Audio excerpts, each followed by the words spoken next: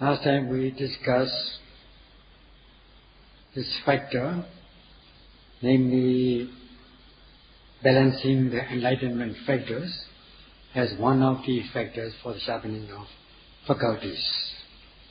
Namely, balancing the enlightenment factors, Vajjanga Nancha, Anubhavatattanādaya.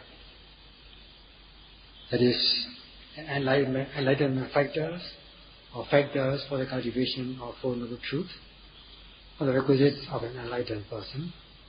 At times, one may not be practicing well, or one may think that one is not practicing well, and one may be in low spirits, feeling sluggish and lazy. At other times, one may be elated as a result of good practice, or better than usual, thinking that one is progressing very wonderfully, so that the practice may not be going well because of the low and high spirits at different times. So at that point it becomes necessary to adjust it by balancing the enlightenment factors as required. For instance, when one is in low spirits, one cultivates or practices to cultivate piti, rapturous feeling of happiness, or exert energy to energize oneself, or to practice the investigation of states, that is, observation of the nature of mind and body carefully as regards every mind and body that arises, so as to uplift one's spirits using or cultivating these three enlightenment factors. At other times one may become too elated or in high spirits, as though one becomes excited, worried. At that time, the noting mind may not be anchored on the object of attention. It may be removed from the object of attention, so that at that time one has got to tone down and practice the respective enlightenment factors in order to adjust it. In this way, one has got to do it. However, there are many things to talk about regarding this subject, but time does not permit here to do so. We can only discuss roughly for you to know in a rough way. As for sati, mindfulness, enlightenment factor, sati sambhojjhanga, out of the 7 factors, it is always necessary. As we have discussed, sati is required everywhere. So by practicing mindfulness, in other words, the practice of the way of mindfulness, satipatthana, we can adjust, we can balance the practice, or it will be tantamount to balancing the enlightenment factors. We can adjust our practice, whether we are in low spirits or high spirits. We can say that by practicing sati, mindfulness, we are also practicing these 7 factors of enlightenment in a balanced manner. As is said, one should guard the mind with vigilant mindfulness of every arising. So long as we are noting the arising object, the 7 factors of enlightenment are said to be practiced. It is the best method. That is, the practice of mindfulness is the best method. At that time, the 7 bhojjhangas are so useful that it can become a means for the treatment of some of the diseases which cannot be cured in an ordinary way. So today, for general knowledge, we're going to discuss about this. In what way is the 7 enlightenment factors are fulfilled with the practice of just mindfulness, sati, as is said, Saddharo me bhikkhve satipatthano bhavita bahulikata saddharo saddhabhojange paripuranti. Meaning, monks, if one is practicing the 4 ways of mindfulness, that is satipatthana, practicing and repeatedly developing, then it will be tantamount to fulfilling the 7 enlightenment factors.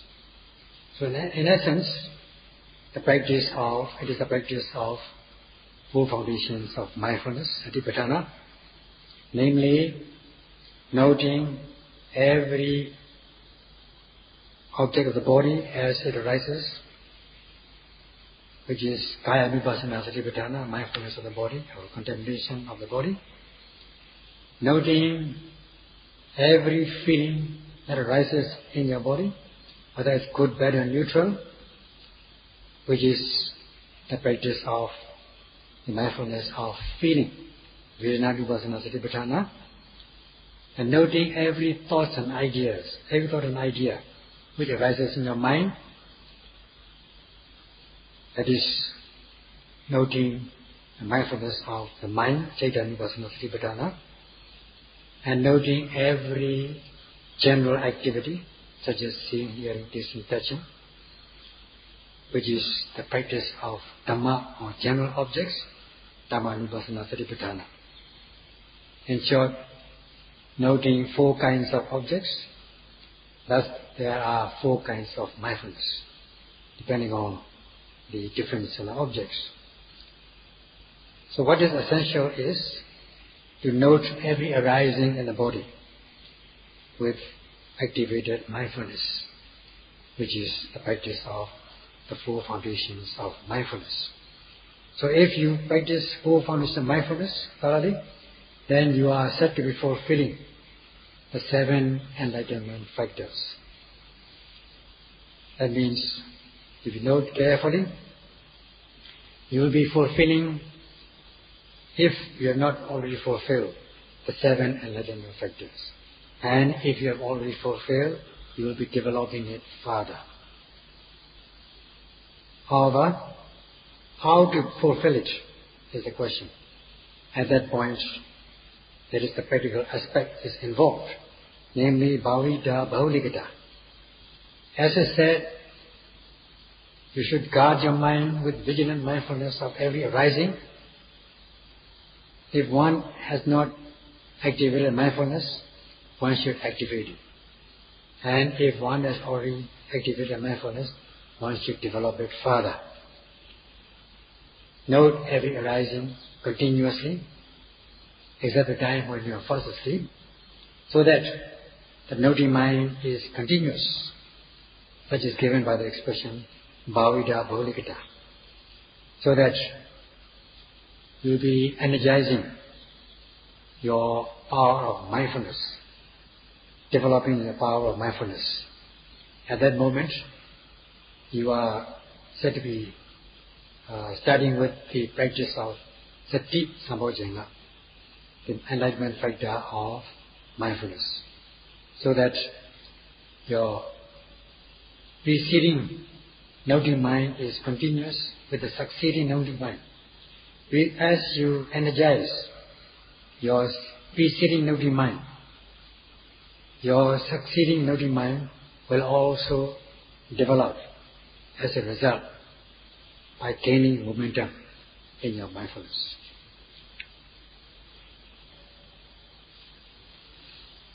This expression, as we have already said, bhavita, so this gives you how to note. One has got to understand how to practice mindfulness, beginning with the main object. When you are sitting, you watch, pay attention to your abdomen, and watch rising and falling as they begin to rise or fall. Every time the abdomen rises, you start noting until the end. Every time falling takes place, you start noting until it ends. In this way, you are continuously cultivating mindfulness. And you make it develop, which is given by Paṇḍitā. You enhance it. You make it grow. To what extent? To the extent of attaining your goal, which is to realize the path and its fruit. And you do it repeatedly, many times, without resting. That is given by the expression Bahulikata. When you are doing walking meditation, you begin to lift your foot, you start noting it. That is the beginning of the practice. And you make it grow, make the mindfulness grow, and let it develop repeatedly, and such is given by the expression Bahulikata. And this is the practice of the way of mindfulness, Satipatthana. When we say Sati, mindfulness, it may be rendered as ordinary mindfulness. However, in Satipatthana, this wording called Patthana has been mentioned, that gives you extra meaning to the Satipatthana, to Sati. That means when we say Patthana, it is not ordinary mindfulness, it is an extraordinary mindfulness. It is an extraordinary, more than ordinary, special kind of mindfulness. Quality mindfulness of high quality. And then this expression, Pa, in Patthana, means your noting mind must be closely fixed, anchored on the object. It must be close. That is given by this meaning of Pa. That means when you are noting these four objects of meditation, namely object of the body, feeling, mind, and general objects as they arise, and also other objects of meditation, you are noting it repeatedly and in a close manner. And you must activate your mindfulness to be close to the object, not removed from the object. And this Thana, Patthana, Thana from Patthana. Thana means established. Pa means close. So closely established. That is the meaning of Patthana. So every arising object is noted so that the noting mind is anchored on the object of attention. And the noting mind should flow like a current. So that this is the meaning of Satipatthana. Not in the kind of, sometimes the yogi may be noting, at other times yogi may be resting, not noting. That is not the kind of Satipatthana we are talking about. That kind of Satipatthana is not the extraordinary mindfulness. But the one we are talking about is different, namely the extraordinary mindfulness, as the meaning of this sati. This kind of sati has to be high quality, extraordinary, special.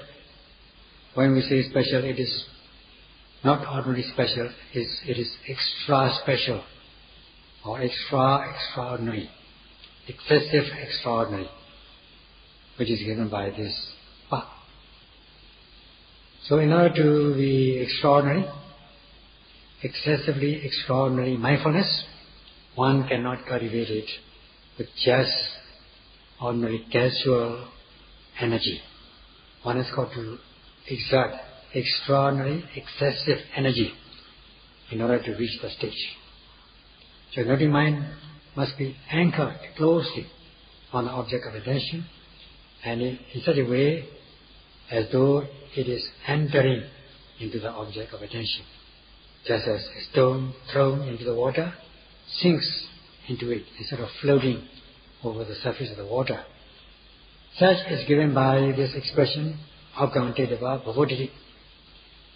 That means the noting mind notes in such a way as to sink into the object of attention and proceeds continuously, or it proceeds continuously by sinking into the object.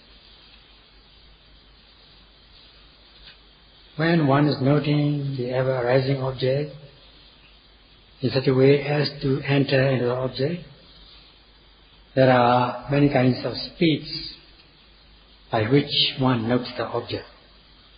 For instance, fast speed, normal speed, or slow speed.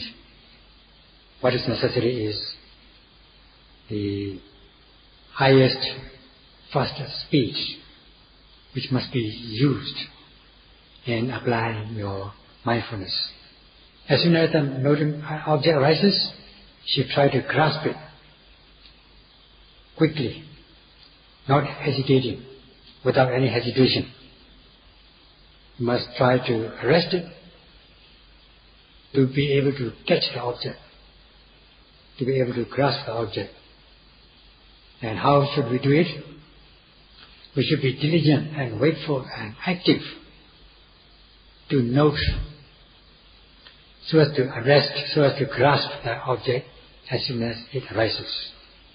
Such is given by the expression Paṇḍitā Sayadaw. That means one must be able to arrest it as soon as it arises with the highest speed. But when you are doing it, you should not be too hasty. You should use the speed, but not too haste, not to overshoot the object. And also, when you are noting the object, your noting mind should be able to cover the object in its entirety, or your noting mind, so that your noting mind spreads over the object in its entirety. Such is given by the expression Paṇḍitā Sayadaw. That means the noting mind proceeds by spreading over the object of attention without leaving it open. Such is how the Satipatthana is practiced, as is given by this path. Then only your mindfulness will be extraordinary, excessively extraordinary, special mindfulness practice. And at that time, we emphasize the discipline, namely the use of force. When we say one must use the force, use the momentum, that means note it at once. With that speed, with the faster speed, means we will miss it if we are spaced out, if we are gazing, or if we are imagining or thinking. Then the object will have passed away and you will not be able to catch up with the object. At that time, you need to note the object in order to grasp it fully, so that your noting mind proceeds by spreading over the object of attention. And this is the only thing that you have to do. That is your only purpose, none other. Then only your Satipatthana will be special, extraordinary. If there's no force or speech, and if one uses speech or force, it is not enough, then your noting mind will not be able to be anchored on the object of attention. At this point, it will be useful for you to know the quality of mindfulness, sati, in terms of natural characteristic, lakkhana, function, rasa, manifestation, pasipatthana. Now, as to the first quality, namely the natural characteristic of mindfulness, sati, it is given by this expression, abhilapana lakkhana sati. That means the object, the noting mind enters into the object instead of floating on the object. So it should enter into the object as though when you throw a stone into the water, it will sink instead of floating on the surface of the water. So too with the noting mind. With noting mind, you must note so that the noting mind seems to sink into the object instead of floating on the surface of the object. Such is the natural characteristic, the first quality of sati, mindfulness. If the noting mind sinks into every arising object as you note, then it is tantamount to saying you are not losing sight of that object. That means you don't miss it. That means you are grasping it, arresting it, noting it. The noting mind is anchored on the object of attention. And such is given by the second quality of mindfulness sati, that is asammosa rasa. The function of mindfulness is it's not losing sight of the object or not forgetting the object. So from the beginning of the practice, you should have that predetermination that I shall not miss anything. Of course, if the mindfulness by any chance is not going well, you might miss it and you can't help it. But at least you should have this predetermination from the beginning of the practice that I shall not miss anything. So then you'll be fulfilling the second quality of sati, mindfulness, such as namely the function of sati as not forgetting or losing sight of the object to be noted. Then the manifestation of sati, the third quality of mindfulness, will come to be understood, namely coming into face-to-face with the object of attention, which will be manifested in the mind of the yogi. It is given by this expression, Visya Bhimukha Bhava Pachipatana. Visya means the object of meditation, namely the four kinds of object of the body, feeling, mind and general object. Or in essence it is a target object to be noted. Abhimukha, facing, encountering or coming into face to face. When one meets another or one sees another in the street or anywhere, one looks at the face, so one comes to face, the two persons come to face with each other. So too, with the noting mind, one should note in such a way as to come into face to face with the object to be noted. Such is given by this expression, abhimukha. So one should note in order that this quality of coming into face to face is manifested in the mind of the meditator. When rising takes place, the noting mind should come into face to face with the object, in this case rising, and when falling takes place, the noting mind should come into face to face with the object, in this case falling. In this way, one should know in such a way as to come into face to face with every arising object. At this point, the second manifestation will come to be noticed, come to be understood, namely the manifestation of protection or safeguarding as a quality of mindfulness sati, as given by this expression, Araka Vishupatana. Sati protects the mind so that your stream of consciousness is protected from impurities. So no impurities will enter your stream of consciousness. In this way, it is manifested in your mind, in the yogi's mind, that impurities are not entering your stream of consciousness. Because one is noting every arising object, the impurities have no chance of entering stream of consciousness. Impurities which would enter, which would arise if one is not mindful. Now you are mindful, and the sati has the property as manifestation to safeguard you. So at one stroke of mindfulness, there will be one stroke of protection.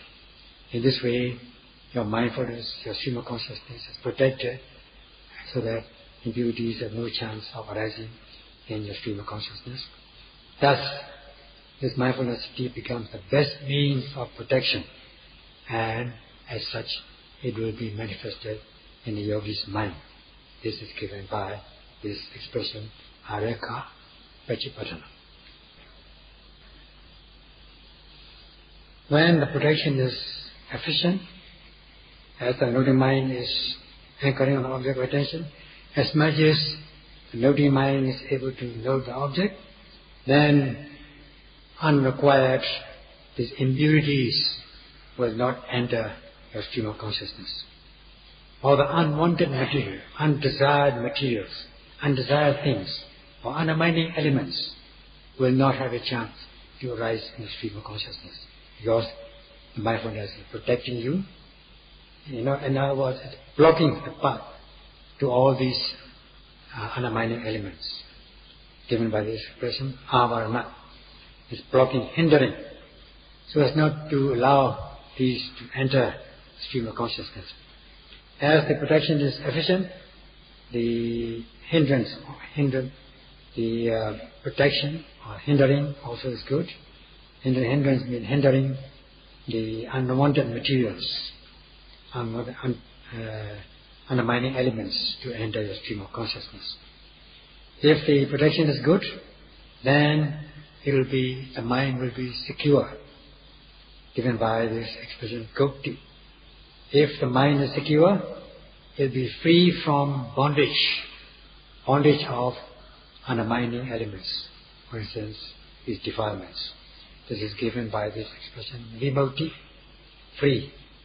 When one is not free, if one is not secure, then one will be affected by craving, by negativity such as craving, aversion, and all other undermining elements. Now, because it is secure, you are free from bondage, you are not affected by these undermining elements. Thus, you are experiencing peace, santi, which is coolness. Peace means you are cool, which is the cause for happiness. And this kind of happiness excels or it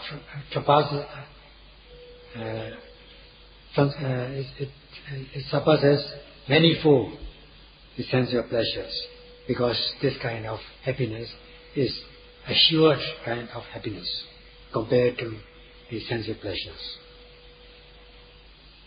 And with such kind of sati, which is endowed with all these qualities, beginning with the natural characteristic, sabhava lakkhana. When one is able to note with this kind of quality mindfulness,